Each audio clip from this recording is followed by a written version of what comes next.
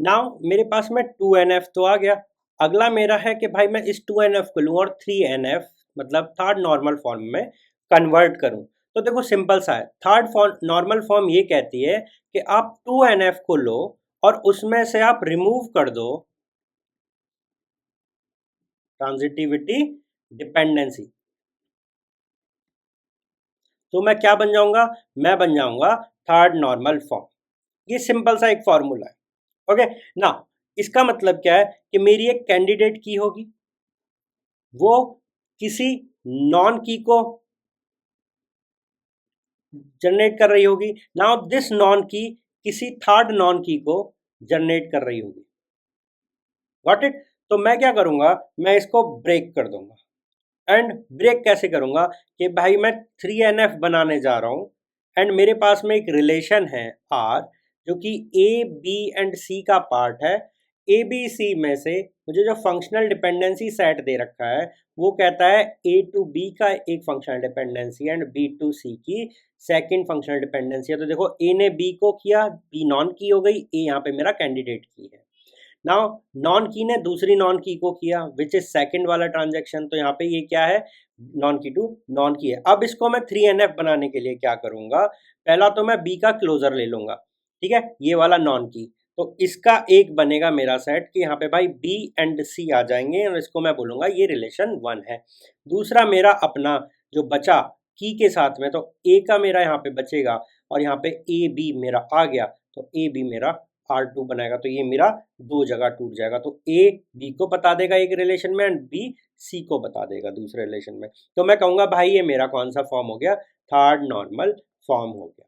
Okay, तो इसका भी देखो सिंपल सा है, मेरे पास सेकंड नॉर्मल फॉर्म है, उसमें से मैंने ट्रांजिटिविटी डिपेंडेंसी हटा दी, तो ये मेरा क्या हो गया, थर्ड नॉर्मल फॉर्म बन गई। बहुत आसान है डिज़ाइन करना, ये भी काफ़ी इम्पोर्टेंट हो जाता है ना। इसके कुछ क्वेश्चंस देख लेते हैं। लेट से मेरे पास में यहाँ पे एक रिलेशन दे रखा है R, जहाँ पे बोला है ए बी सी इसके एट्रीब्यूट्स हैं एंड फंक्शनल डिपेंडेंसी जो है वो कहती है ए बी टू सी एक डिपेंडेंसी है एंड सी टू ए एक दूसरी डिपेंडेंसी है।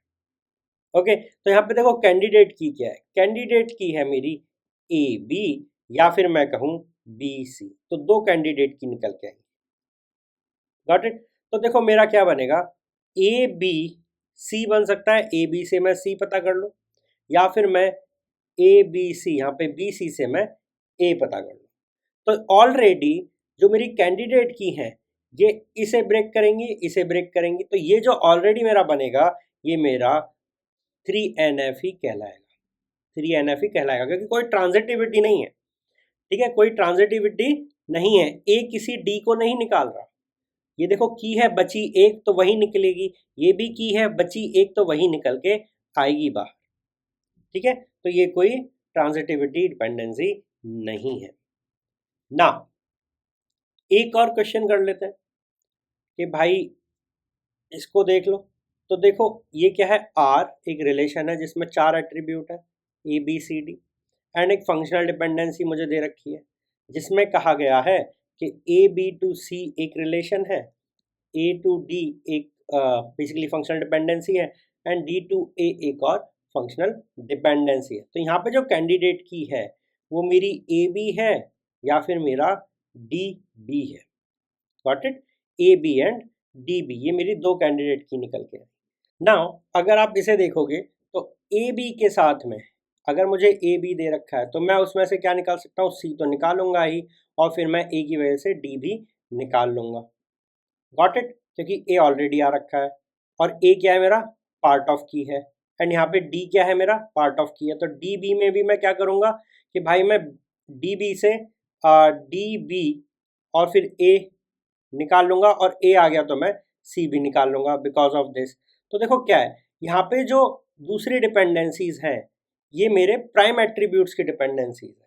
क्या है, ये मेरी प्राइम एट्रीब्यूट्स की डिपेंडेंसी है।